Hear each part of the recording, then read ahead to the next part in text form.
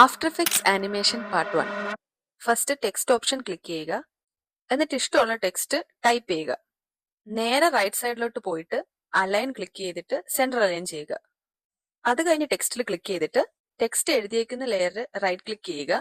അതിൽ ക്രിയേറ്റിൽ പോയിട്ട് create shapes from text click ചെയ്യുക. നമുക്ക് ഈ ടെക്സ്റ്റിനെ ഒരു ഷേപ്പ് ആയിട്ട് മാറ്റുകയാണ് ചെയ്യേണ്ടത്. അത് കഴിഞ്ഞ് നോ ഫില്ല് കൊടുക്കുക. സ്ട്രോക്ക് നമുക്ക് ഇഷ്ടമുള്ള ഒരു കളർ കൊടുത്തിട്ട് അതിന്റെ തിക്നെസ് കൂട്ടുക. അപ്പൊ ഇതുപോലെ ഔട്ട്ലൈൻ പോലെ കിട്ടും. ഇനി നമുക്ക് ഇതിന്റെ പാത്ത് വേണം ആനിമേഷൻ ചെയ്യാൻ.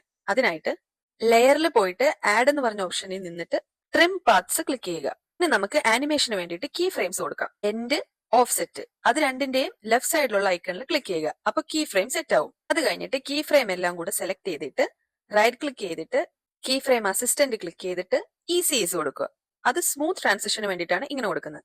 ഇനി ട്രാൻസിഷന്റെ സ്പീഡ് നമുക്ക് അഡ്ജസ്റ്റ് ചെയ്യാൻ പറ്റും. അത്രേ ഉള്ളൂ, നമ്മുടെ ആനിമേഷൻ റെഡി ആയിട്ടുണ്ട്.